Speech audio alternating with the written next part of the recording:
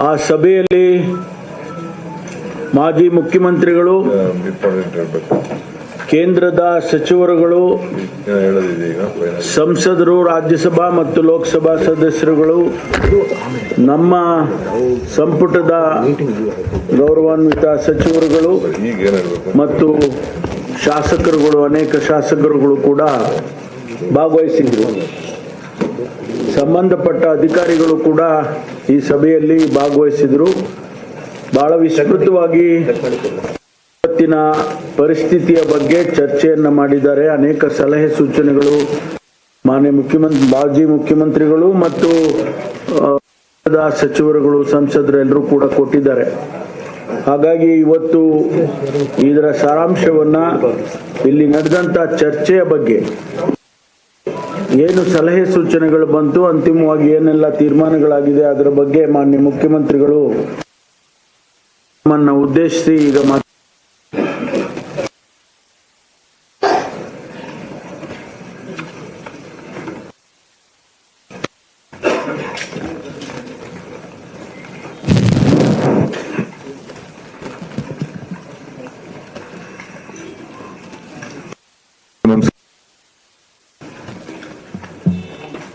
ರಾಜ್ಯದ ಉಪಮುಖ್ಯಮಂತ್ರಿಯಾದ ಡಾಕ್ಟರ್ ಪರಮೇಶ್ವರ್ ಅವರೇ, ನೀರಾವರಿ ಸಚಿವರಾದಂತಹ ರಾಮಲಿಂಗಾರೆಡ್ಡಿ ಅವರು, ಜಾರ್ಜ್ ದೆಹಲಿಯಲ್ಲಿ ನಮ್ಮ ಎಲ್ಲ ಸಮಸ್ಯೆಗೆ ಪ್ರತಿನಿಧಿಸ್ತಾ ಇರ್ತಕ್ಕಂಥ ತಜ್ಞರಂತ ಜಯಚಂದ್ರ ಅವರೇ, ಖಾದರ್ ಸಾಹೇಬ್ರೆ, ಶಿವರಾಜ್ ಸ್ವಾಮಿ ಅವರೇ, ನಮ್ಮ ಮಾಧ್ಯಮ ಮಿತ್ರರೇ, ಈ ಭಾನುವಾರ ಇಡೀ ರಾಜ್ಯದ ಗಮನವನ್ನ ಸೆಳೀತಾ ಇದ್ದಂತ ಒಂದು ಐತಿಹಾಸಿಕವಾದಂತ ದಿನ.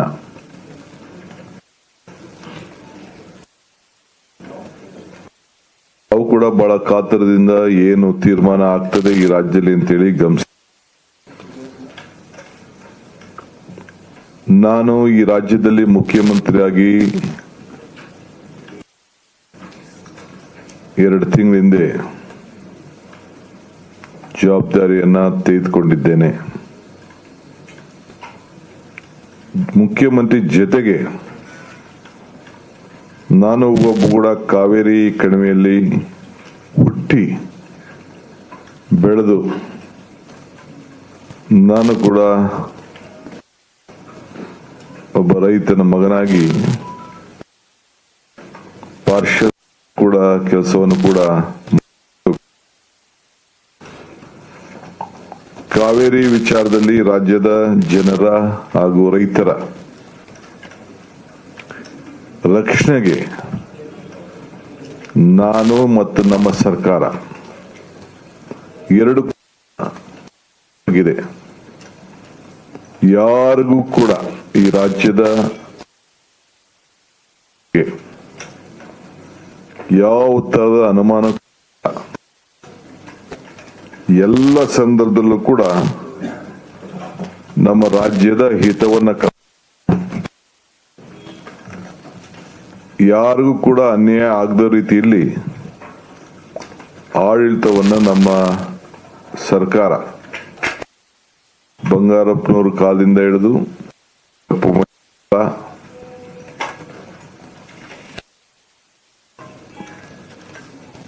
ಧರ್ಮಸಿಂಗ್ ಎಲ್ಲ ಕಾಲದಲ್ಲೂ ಕೂಡ, ಸಿದ್ದರಾಮಯ್ಯನವ್ರ ಕಾಲ, ಎಲ್ಲ ಕಾಲದಲ್ಲೂ ಕೂಡ ಕಾಂಗ್ರೆಸ್ ಎಸ್.ಎಂ. ಕೃಷ್ಣ ಅವರ ಕಾಲದಲ್ಲಿ ಬಂದಿದ್ದೇವೆ. ವಿರೋಧ ಪಕ್ಷದ ಬಿಜೆಪಿ ಇದ್ದಾಗಿರ್ಬೋದು, ದಳ ಇದ್ದಾಗಿರ್ಬೋದು, ಅವರು ಕೂಡ ಅವ್ರದೇ ಆದಂತಹ ಪ್ರಯತ್ನವನ್ನು ಕೂಡ ಅವರು ಮಾಡಿಕೊಂಡು ಬಂದಿದ್ದಾರೆ. ಮಳೆ ಬರದೆ ಇಡೀ ರಾಜ್ಯದಲ್ಲಿ ಇನ್ನ ನಾವು ಬರಗಾಲದ ಛಾಯೆಯನ್ನ ನೋಡ್ತಾ ಇದ್ದೇವೆ. ಇನ್ನ ನಮಗೆ 30-35% ಮಳೆ ಮಾತ್ರ ರಾಜ್ಯದಲ್ಲಿ ಬಂದಿದೆ. ಇನ್ನ ನಾವು ರೈತರಿಗೆ ಮನವಿ ಮಾಡಿದ್ದೇವೆ, ನಾವು ನಿಮಗೆ ಮಾರ್ಗದರ್ಶನ ಕೊಡೋವರೆಗೂ ಸ್ವಲ್ಪ ತಾಳ್ಮೆಯಿಂದ ಇರಬೇಕು ಅಂತ ಹೇಳಿ ಅವ್ರಿಗೆ ರಿಕ್ವೆಸ್ಟ್ ಮಾಡಿದ್ದೇವೆ, ಮನವಿ ಮಾಡಿದ್ದೇವೆ. ಈಗ CWC ಮತ್ತು MA ಮ್ಯಾನೇಜ್ಮೆಂಟ್ ಅಥಾರಿಟಿ ಮತ್ತು ಎರಡು ಕೂಡ ಏನು 3,500 ಕ್ಯೂಸಿಕ್ ನೀರು ಬಿಡಬೇಕು 15 ದಿನಗಳ ಕಾಲ ಅಂತ ಹೇಳಿ ಆದೇಶ ಕೊಟ್ಟಿತ್ತು.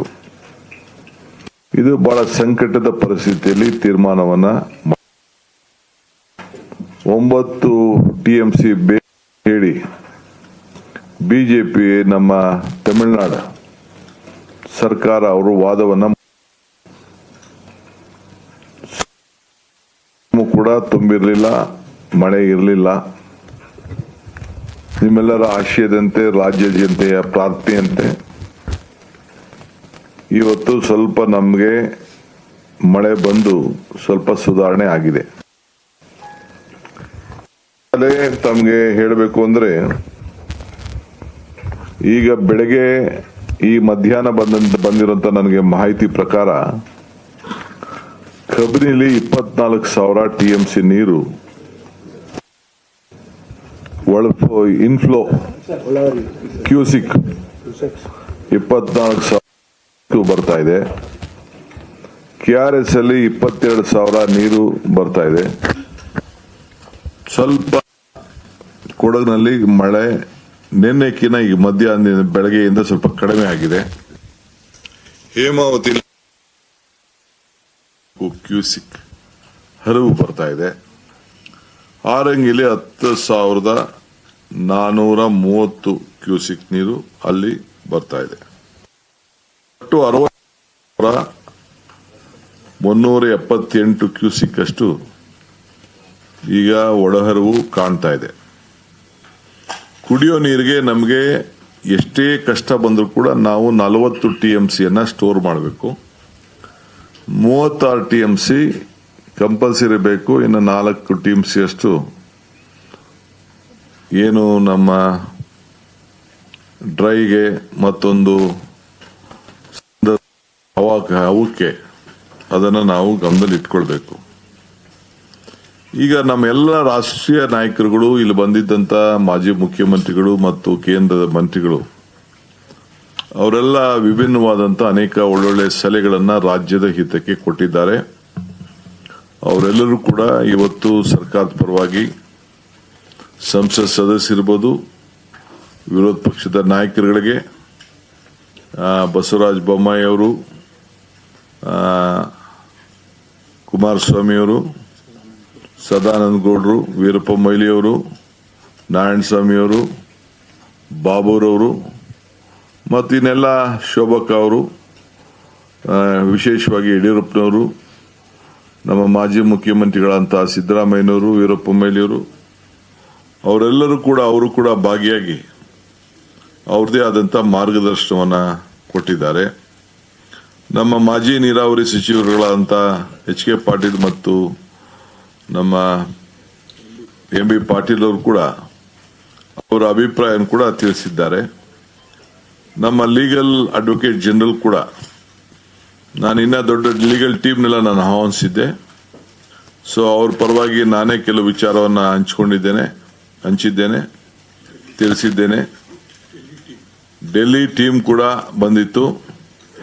ಅವರು ಕೂಡ ಕೆಲವು ನಮ್ಮ ವರ್ಚುವಲ್ ಅಲ್ಲೂ ಕೂಡ ಕೆಲವರೆಲ್ಲ ಈ ಸಭೆನ ಕಂಪ್ಲೀಟ್ ಅವರು ವೀಕ್ಷಣೆ ಕೂಡ ಮಾಡ್ತಾ ಇದ್ರು. ಸೊ ಅಡ್ವೊಕೇಟ್ ಜನರಲ್ ಕೂಡ ಈಗ ಏನು ಪರಿಸ್ಥಿತಿ ಇದೆ ಅನ್ನೋದನ್ನ ಅವರು ಕೂಡ ಮುಂದೆ ನಾವು ಏನು ತೀರ್ಮಾನವನ್ನ ಮಾಡಬೇಕಾಗ್ತದೆ ಅಂತ ಹೇಳಿ ಅವರು ತಿಳಿಸಿದ್ದಾರೆ. ಸೊ KRS ಡ್ಯಾಮ್ನಲ್ಲಿ ಸ್ವಲ್ಪ ಗಮನಕ್ಕೆ ಬರ್ತಾ ಇದೆ, ಬಟ್ ಈಗ ಮಧ್ಯಾಹ್ನದಿಂದ ಸ್ವಲ್ಪ ನಿಂತಿದೆ. ಹೇಮಾವತಿಯಲ್ಲಿ ಕೂಡ ಆಗಿದೆ. ಕುಡಿಯೋ ನೀರಿಗೋಸ್ಕರ ಕೆರೆಗಳನ್ನು ತುಂಬಲಿಕ್ಕೆ ಈಗಾಗಲೇ ಕುಡಿಯೋ ನೀರಿಗೆ ಮಾತ್ರ ಈಗಾಗಲೇ ನಾವು ಅವ್ರಿಗೆ ಸ್ವಲ್ಪ ನೀರನ್ನ ನಮ್ಮ ಚಾನೆಲ್ಗಳೆಲ್ಲ ಡ್ಯಾಮ್ ಇದನ್ನ ನಮ್ಮ ಕೆರೆ ಕಟ್ಟೆಗಳಿಗೆ ಬಂದಿದ್ದೇವೆ. ಅವರು ಕೂಡ ಬಿಜೆಪಿ ನಮ್ಮ ತಮಿಳುನಾಡು ಸರ್ಕಾರ ಅವರು ಕೂಡ ಕುಡಿಯೋ ನೀರು ಬಗ್ಗೆ ಅವರು ಒತ್ತನ್ನು ಕೊಟ್ಟು ಅವರು ನಮಗೆ ಸಹಾಯ ಮಾಡಬೇಕು ಅಂತ ಹೇಳಿ ಕುಡಿಯೋ ನೀರಿಗೆ ಹೇಳಿದ್ದಾರೆ. ಆದ್ರೆ ಅಲ್ಲೂ ಕೂಡ ಸ್ವಲ್ಪ ಬಹಳ ಬೋರ್ವೆಲ್ಗಳ ನೀರಿನಲ್ಲಿ ವ್ಯವಸಾಯಕ್ಕೆ ಕೂಡ ಕೈಗೊಂಡದ್ದು ನಾವೆಲ್ಲ ಗಮನಿಸಿದ್ದೇವೆ. ಆದರೆ ಸಂಕಟದ ಸೂಚನೆ ಇದೆ, ಸಂಕಟದ ಅದರ ಬಗ್ಗೆ ನಾವು ಬಹಳ ಪರಿಣಾಮಕಾರಿಯಾಗಿ ಕಾನೂನು ಚೌಕಟ್ಟಿನಲ್ಲೇ ಗಮನ ಇಟ್ಕೊಂಡು ಕಾನೂನಿನ ತಜ್ಞರನ್ನೇ ಚರ್ಚೆಗೆ ಅವರ ಜೊತೆ ಚರ್ಚೆಯನ್ನ ಮಾಡಿ ಅವ್ರನ್ನ ವಿಷಯ ತಿಳ್ಕೊಂಡು ಅನೇಕ ತೀರ್ಮಾನ ಕೂಡ ಇದೆ. ಇದನ್ನ ಫಸ್ಟ್ ಸ್ಟೇಜ್ ಅಲ್ಲಿ ನಾವಿದ್ದೇವೆ. ಇನ್ನ ಇಡೀ ವರ್ಷ ಜನವರಿವರೆಗೂ ಕೂಡ ಅನೇಕ ಸಂದರ್ಭಗಳಲ್ಲಿ ಪ್ರತಿ 15 ದಿನಕ್ಕೆ ನಮ್ಮ ಮ್ಯಾನೇಜ್ಮೆಂಟ್ ಇವರಾಗ್ಲಿ CWC ಅವರಾಗ್ಲಿ ಕೂಡ ಮೀಟಿಂಗ್ ಗಳನ್ನ ಮಾಡಂತ ಎಲ್ಲ ಲಕ್ಷಣಗಳು ಜವಾಬ್ದಾರಿ ಇದೆ. ಆದ್ರಿಂದ ನಾವು ಬಹಳ ನಾವು ಮಾಡಬೇಕಾಗ್ತದೆ. ಈಗ ಜೂನ್ ನಲ್ಲಿ ಹಿಂದೆ ಎಲ್ಲ ನಾವು 9.19 TMC ನೀರನ್ನ ನಾವು ಬಿಟ್ಟಿದ್ದು. ಆದರೆ ಈ ವರ್ಷ ಬರೀ 2.9 TMC ಮಾತ್ರ ಈ ವರ್ಷ ಬಿಟ್ಟಿದ್ದೇವೆ. ಜುಲೈಯಲ್ಲಿ 31 TMC ಬಿಟ್ಟಿದ್ದು ಕಳೆದ ವರ್ಷ. ಈಗ 0.7 TMC ಮಾತ್ರ ಹೋಗಿದೆ. ಈಗ 40 TMC ನಾವು ಈ ವರ್ಷ ಬಿಡಬೇಕು ಜುಲೈನಲ್ಲಿ.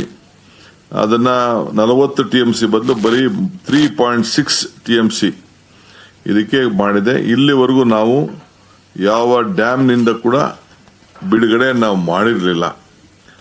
ಮಧ್ಯಾಹ್ನ ನಂತರ ನಾವು ಅದನ್ನ ನೀರನ್ನ ಕಂಟ್ರೋಲ್ ಮಾಡಲಿಕ್ಕೆ ಸಾಧ್ಯ ಇಲ್ಲ. ಡ್ಯಾಮ್ನ ಸೇಫ್ಟಿಗೋಸ್ಕರ ಅಲ್ಲಿ ಏನು ನಮ್ಮ 2-3 ಅಡಿನ ಸ್ವಲ್ಪ ಕಂಟ್ರೋಲ್ ಇಟ್ಕೊಂಡು 3-4 ಕಂಟ್ರೋಲ್ ಇಟ್ಕೊಂಡು ಆ ಕಬ್ರಿನ ನಾವು ನೀರನ್ನ ಹೊರಗಡೆ ಹೋಗ್ಲಿಕ್ಕೆ ನಾವು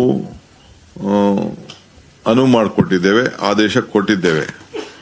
ಸೊ ಇವತ್ತು ಕಬಿನಿಲಿ ಈಗಾಗಲೇ ಕೂಡ ತಮಗೆಲ್ಲ ಗೊತ್ತಿದೆ.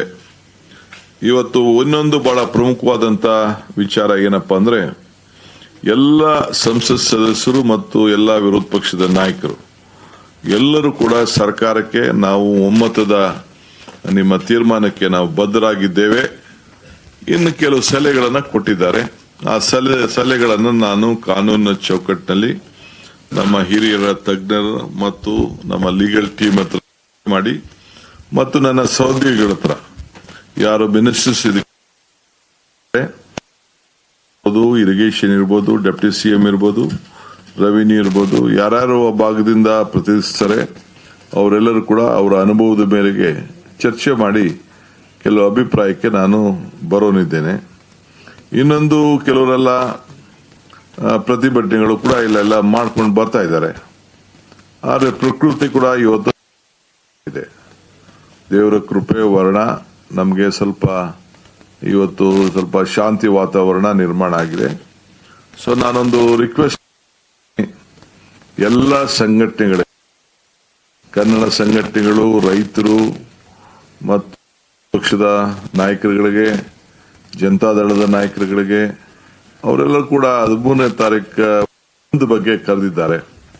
ಬಿಜೆಪಿಯವರೇನು ಅದಕ್ಕೇನು ನಿನ್ನೆ ಹೋಗಿ ಡ್ಯಾಮ್ ಮುತ್ತಿಗೆ ಹಾಕ್ಲಿಕ್ಕೆ ಪ್ರಯತ್ನ ಮಾಡಿದ್ರು. ಆಮೇಲೆ ಕೊನೆಗೆ ಅವ್ರಿಗೆ ವಿಚಾರ ಅರ್ಥ ಆಯ್ತು. ಅವರು ಕೂಡ ದೇವರಲ್ಲಿ ಹೋಗಿ ಪ್ರಾರ್ಥನೆ ಮಾಡಿದ್ದಾರೆ. ಸೊ ಇವತ್ತು JDSನವರು ಇವತ್ತು ಬೆಳಗ್ಗೆ ಬೆಂಬಲ ಕೊಟ್ಟರು ಅಂತ ಹೇಳಿ ನನಗೆ ಮಾಹಿತಿ ಬಂದಿದೆ. ನಾನು ಎಲ್ಲರಿಗೂ ಕೂಡ ರಿಕ್ವೆಸ್ಟ್ ಮಾಡ್ತೇನೆ, ಎಲ್ಲ ನನ್ನ ಕನ್ನಡ ಸಂಘಟನೆಯವ್ರ ಹತ್ರ ನಾನು ಮಾತಾಡ್ತೇನೆ, ನಾನೇ ಖುದ್ದಾಗಿ ಮಾತಾಡ್ತೇನೆ, ಕೆಲವರು ನಮ್ಮ ಮಂತ್ರಿಗಳು ಕೂಡ ಮಾತಾಡ್ತಾರೆ. ದಯವಿಟ್ಟು ಇದಕ್ಕೆ ಅವಕಾಶ ಕೊಡೋದು ಬೇಡ. ಈ ಬಂಧನಿಂದ ನಿಮ್ಗೇನು ಪ್ರಯೋಜನ ಆಗುವುದಿಲ್ಲ.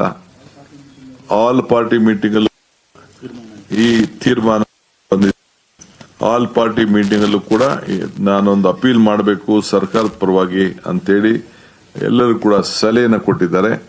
ಆ ಸಲಹೆ ಮೇರೆಗೆ ನಾನು ಎಲ್ಲರೂ ಕೂಡ ನಿಮಗೆ ಬಂದಿಂದ, ಯಾಕೆಂದ್ರೆ ನಾವು ಏನು ಪ್ರಯೋಜನ ಆಗುವುದಿಲ್ಲ. ಯಾರ ಮೇಲೆ ಸರ್ಕಾರನೇ ನಿಮ್ಮ ಪರವಾಗಿ ನಿಂತಿರುವಾಗ ಸರ್ಕಾರ ಮತ್ತು ಪ್ರಕೃತಿ ಎರಡೂ ಕೂಡ ನಿಮ್ಮ ಜೊತೆಯಲ್ಲಿ ನಿಂತಿ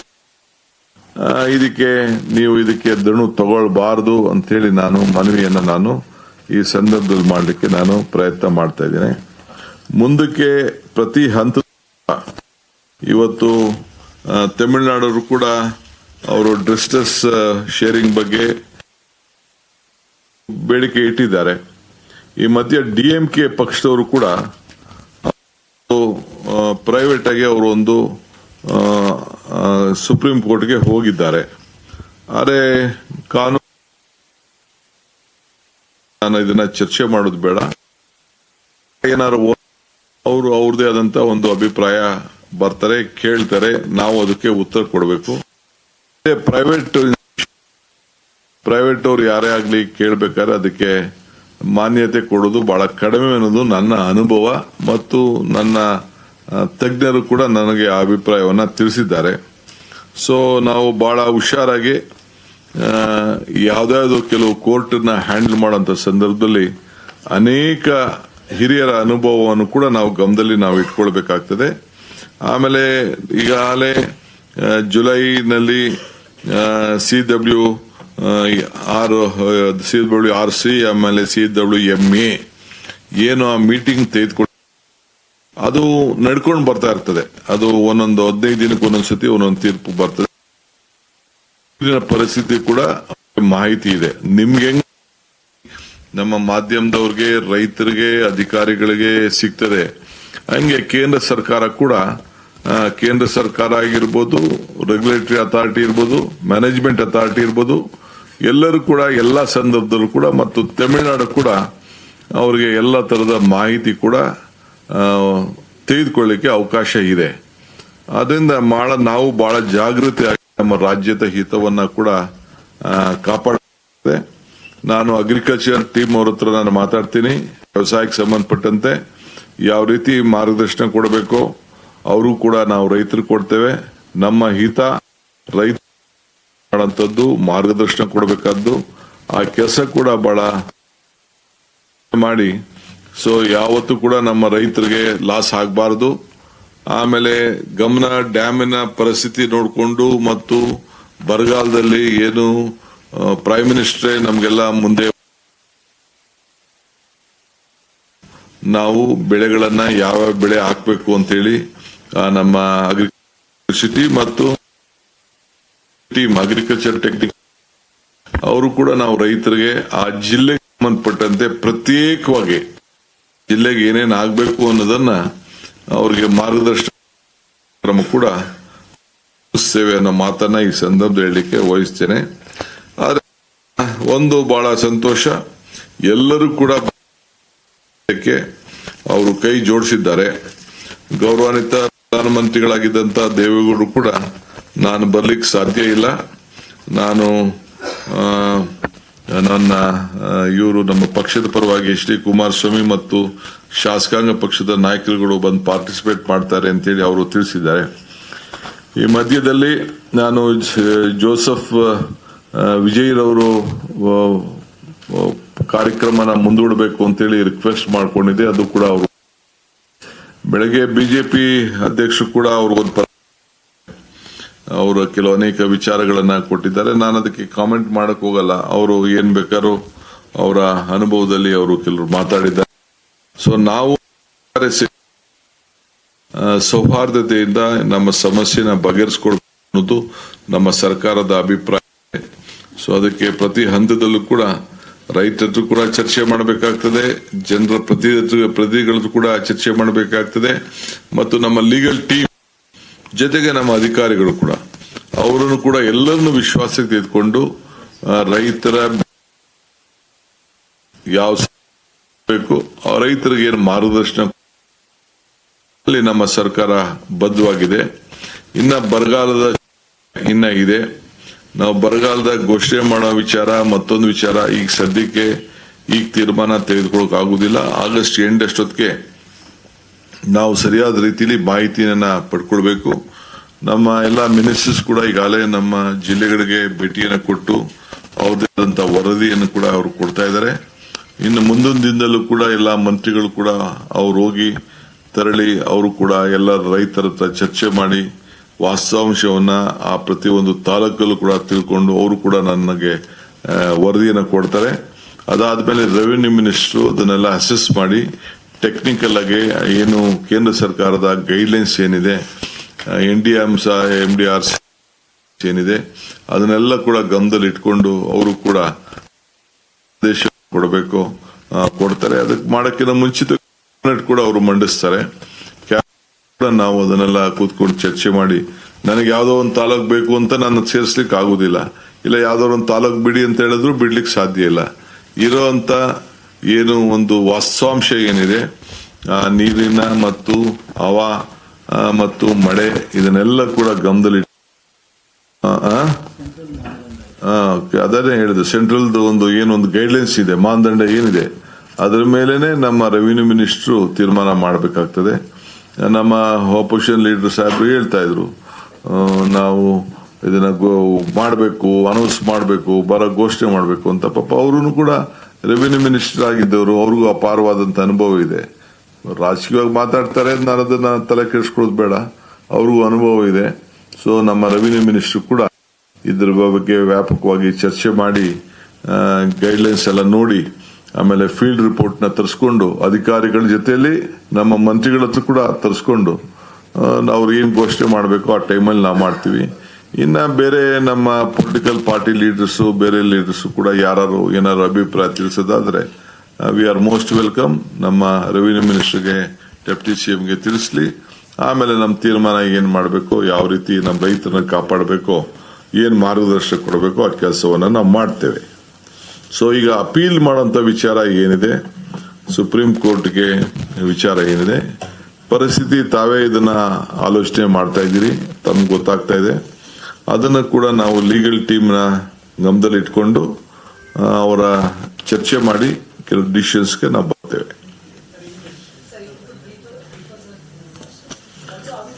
Okay, I'll brief you. Let my Kannada friends finish their questions.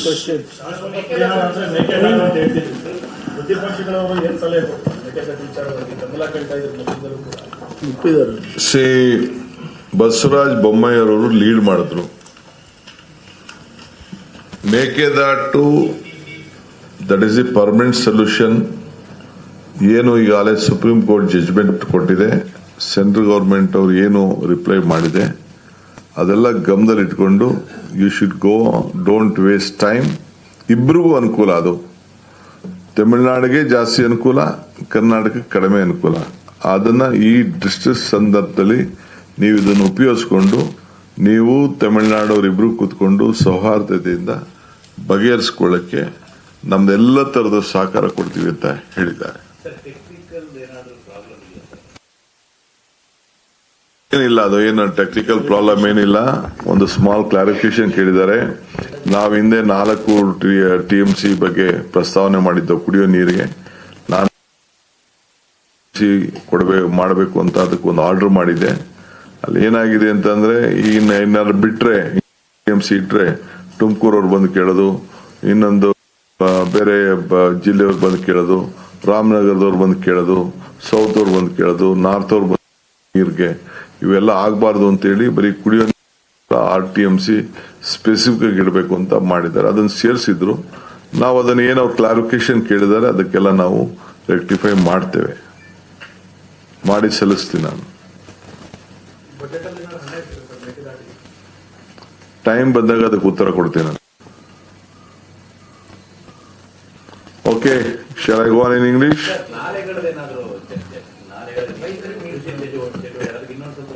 First ಅದನ್ನ ನಾನು ವೆಯ್ಟ್ ಮಾಡ್ತೀನಿ. ಈಗ ಕೆರೆಗಳಿಗೆ ತುಂಬಿಸೋದಕ್ಕೆ ಏನ್ ಬೇಕೋ ಅದಕ್ಕೆ ನಾವು ಮಾಡಬೇಕಾಗ್ತದೆ. ಕುಡಿಯೋ ನೀರಿಗೆ ನಾವು ಪ್ರಯಾರಿಟಿ ಕೊಡ್ತೇವೆ.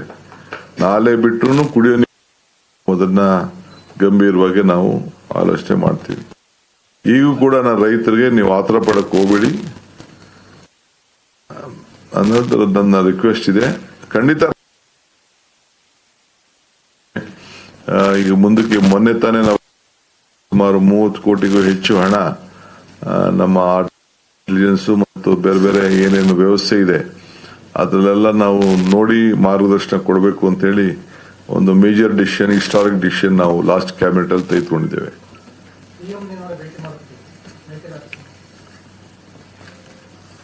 ಟೈಮ್ ಅದಕ್ಕೆ ಉತ್ತರ ಕೊಡ್ತದೆ.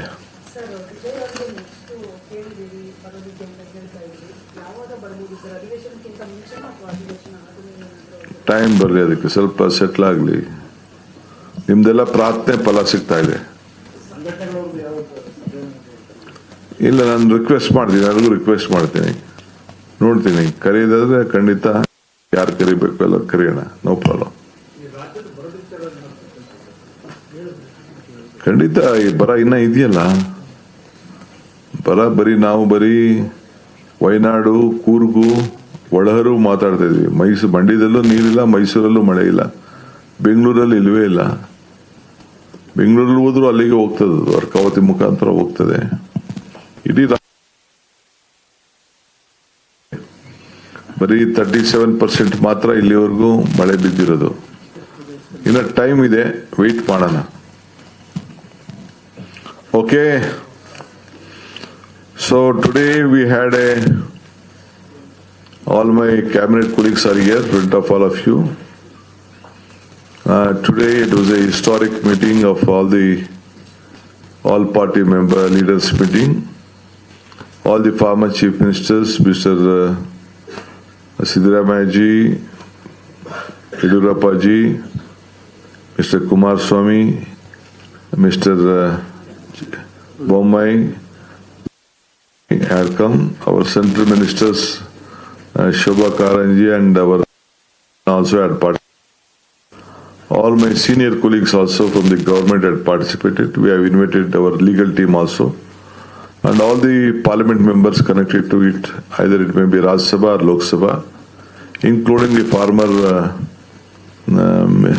health irrigation ministers and the legal experts also has been invited. I'm very happy all of them have participated today, given very good suggestions in the interest of the party. They have assured that they will work with the government in the interest of Karnataka, and they are ready to guide us in all matters. Very valuable suggestions have come in the interest of the state.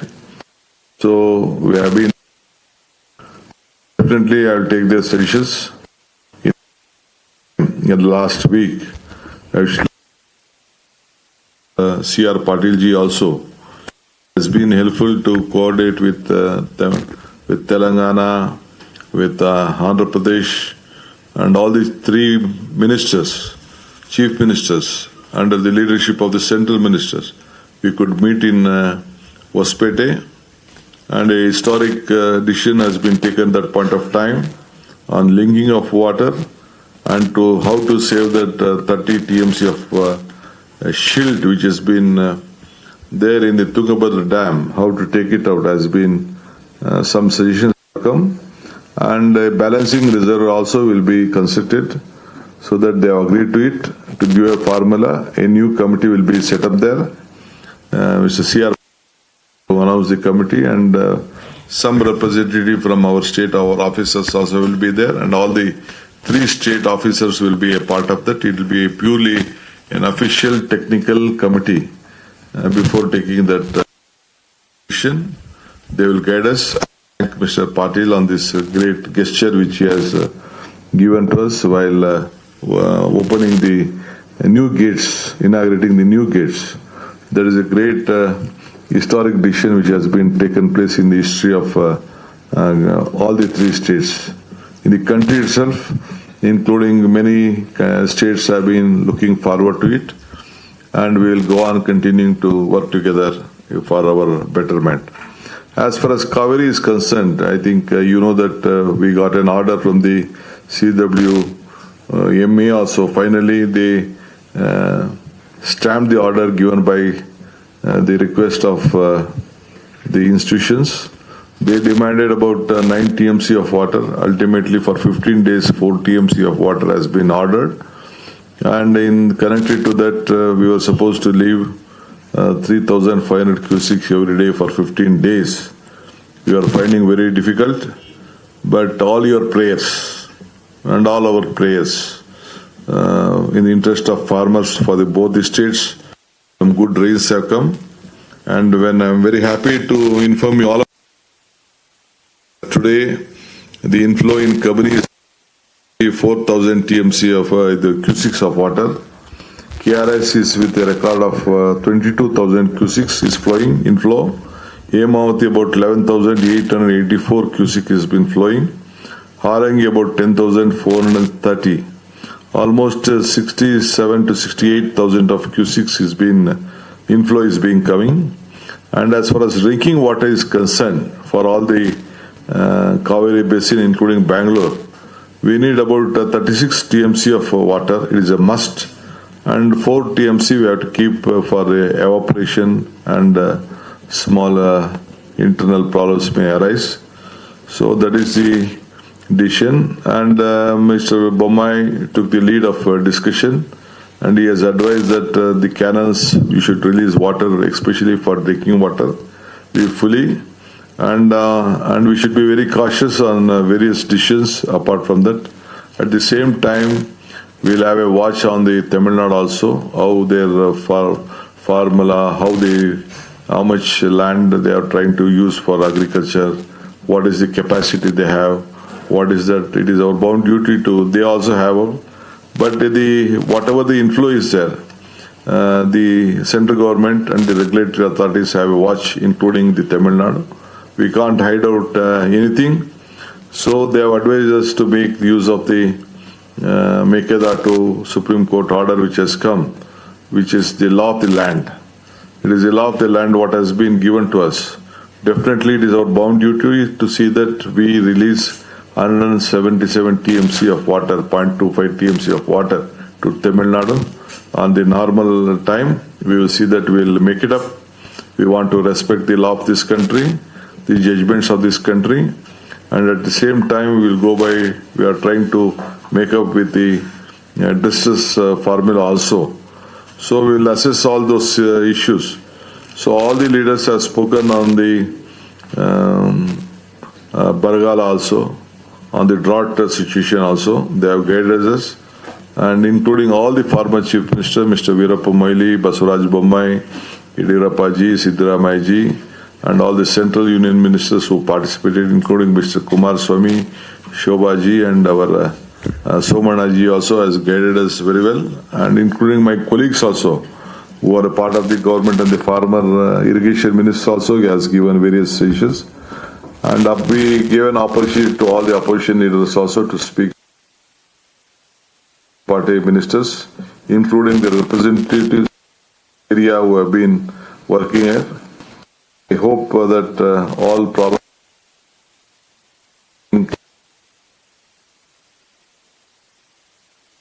to appeal all the organizations who have been for a 13th, including the JDS. I appeal on behalf of the Karnataka. I will ask my colleague, my ministers also, my deputy CM also will speak to some of them. I will also speak to them personally. We appeal them, please withdraw your band. It is unnecessary if it will affect our children, our schools, and again the business ventures. Ultimately, there will be no result on that. It is the right of any political party or outfit to call for a bandh, but there are a lot of guidelines from the Supreme Court and the High Courts about who will be accountable for all these things. So I appeal all of them to withdraw their bandh. Let us work together. He is committed for the welfare of the farmers, and it will not let them down. It is our bound duty.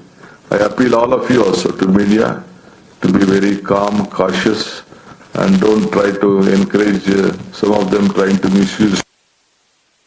Has taken a big strength, and media will send a very big message. So you should know how to protect the state interest. I appeal to all of you, supporting us, guiding us, valuable than all of others, because it's the voice of the government. You will have to exhibit that. Again, you should see that the interest of the state will be protected with all of us. Let us all work together, and we will work as a team Karnataka. Whichever party we are, it is in the interest of the state. We would like to work together. So when the government has decided to move to the Supreme Court, what's the stand of Karnataka? It is not the Tamil Nadu government, as it is the DMK party which they have filed. and political parties or individuals filing or organization filings will have a different setup. If governments try to file, then it is there. We are closely watching the situation.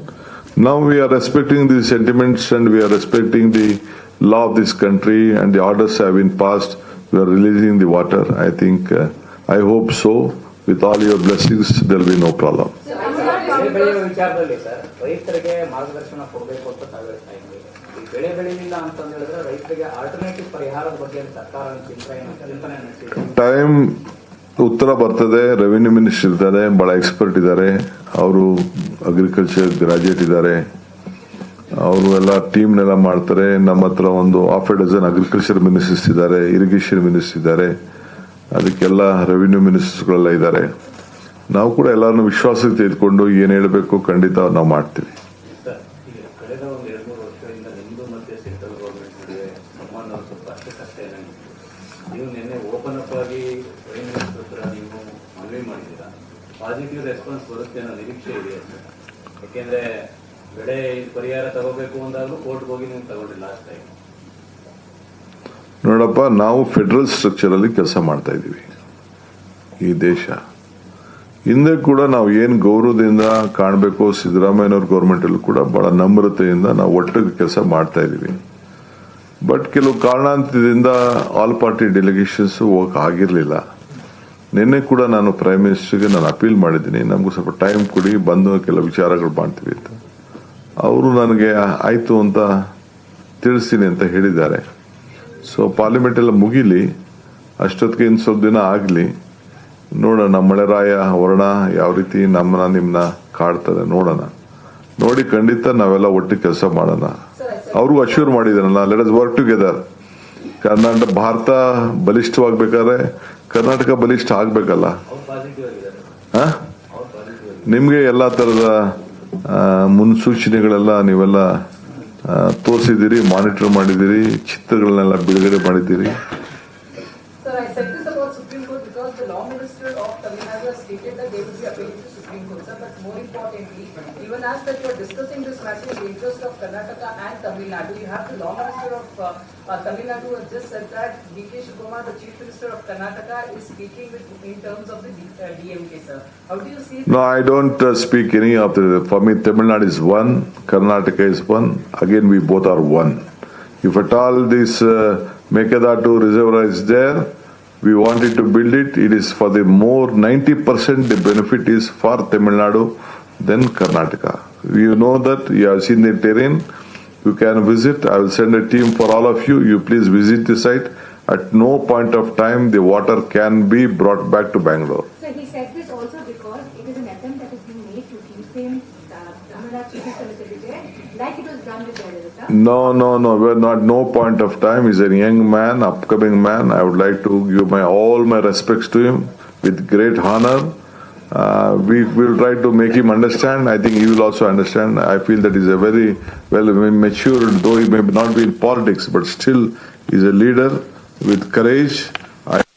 I would like to congratulate him for his bold decision, though whatever the political differences he had. He wanted to come to Karnataka. I only have requested him. We'll have a better in a cordial atmosphere because I don't want any of my friends to shout here. We should respect our friends. We have to live together. We have to work together. Ultimately, India is one. When will that meeting happen, sir, between the two of you? I'll let you know. I'll not hide that meeting. I'll inform you. Clarify, sir, there's a lot of speculation around you.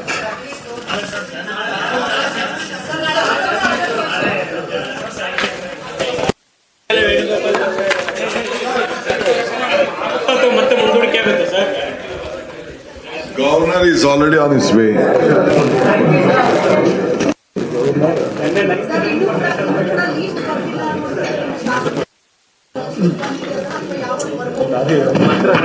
Sir ಅನೇಕ ಶಾಸಕರು ತಮ್ಮ ಸುತ್ತಾನೆ sir ತಾವು ನಿನ್ನೆ 99% ಪ್ರಮಾಣ ವಚನ ಸ್ವೀಕಾರ ಕಾರ್ಯಕ್ರಮ sir high command ಕಳಿಸಿದೆಯಾ sir? ರಾಜಭವನಕ್ಕೆ ಯಾವಾಗ ಹೋಗುತ್ತೆ ಸರ್? ಆಮೇಲೆ ಈಗ ಎಲ್ಲರ ಮುಂದೆ ಬರ್ತಾರೆ. ಏನ್ ಹೇಳಿ? ಹೈಕಮಾಂಡ್